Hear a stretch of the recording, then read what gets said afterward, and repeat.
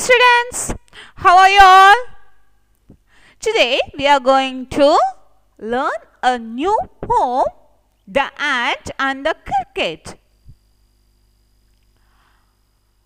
This poem is an adapted poem from Aesop's Fables.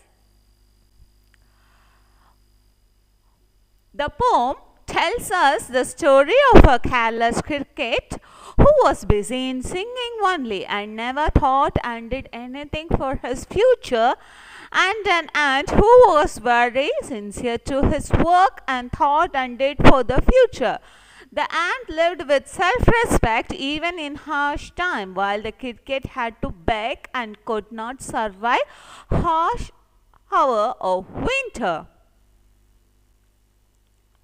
Let's see some new words with its meaning.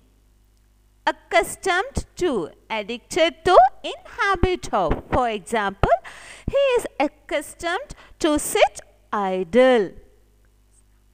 A crumb, a piece. The dog grabbed a crumb of bread. Shelter, home. Our basic needs are food, clothing and shelter. Starvation, hunger. Starvation made him very weak. Courted. He quote, all that glitters is not gold. Gay, happy. Children are gay on Sundays.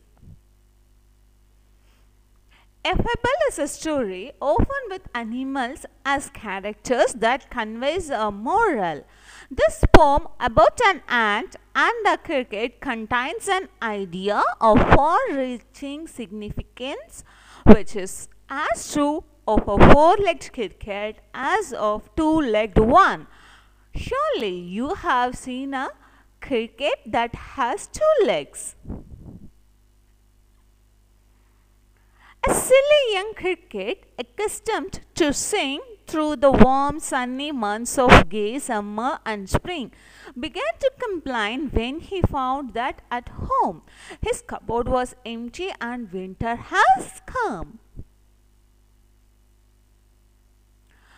Not a grump to be found on the snow-covered ground. Not a flower could he see, not a leaf on a tree. Oh, what will become, says the cricket, of me?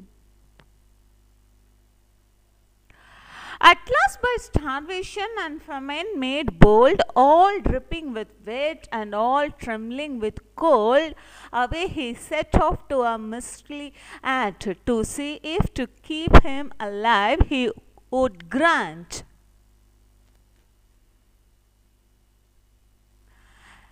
Him shelter from rain and a mouthful of grain he wished only to borrow. He had repaid it tomorrow. If not, he must die of starvation and sorrow. Says the ant to the cricket, I am your servant and friend, but we ants never borrow, we ants never lend. But tell me, dear cricket, did you lay nothing by when the weather was warm? Quoth the cricket, not I. My heart was so light that I sang day and night, for all nature looked gay. You sang, sir, you say? Go then, says the ant, and dance the winter away. Thus ending, he hastily lifted the wicket and out of the door turned the poor little cricket. Folks call this a fable. I will warrant it true. Some crickets have four legs and some have two. So, once I read this poem for you, I'm just scrolling it back. Can you see? See what happens here. First, this cricket during summer he was playing nicely and he is enjoying the nature and he was keeping on singing. But the ants Can you see in the picture the tiniest ant was carrying all the necessary food for their group. He was singing and he was happily enjoying, but he's not at all working and he's not worried about his future. See what happened when winter comes? His face went so sad because he is not having anything to eat. His cupboard was empty.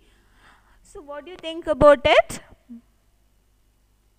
Now what happens? He is not able to find a flower, a leaf, nothing, because the ground is fully covered with snow. Now the cricket starts worrying about it.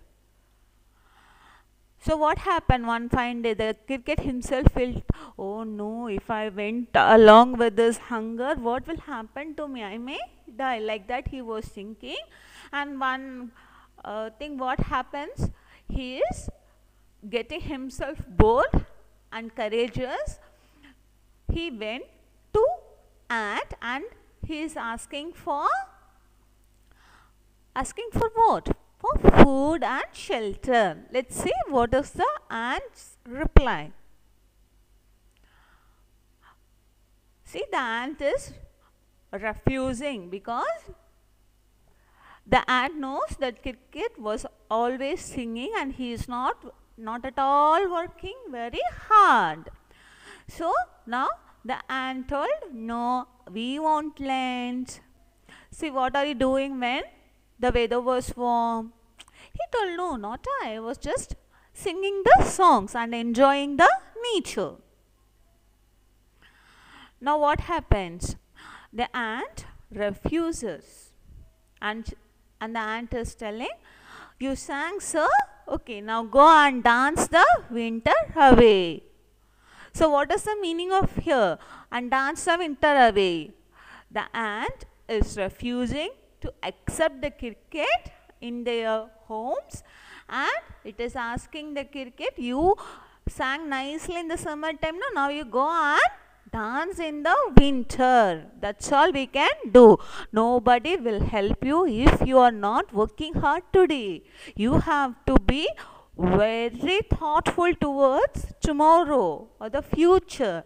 So do not waste your time for the simple things which gives you pleasure at that moment, but it may not work out in your future.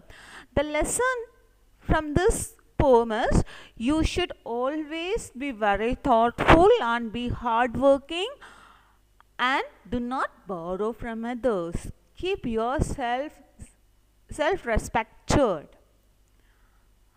Isn't it a good lesson, students? Hope you have enjoyed this lesson. See you. Bye-bye.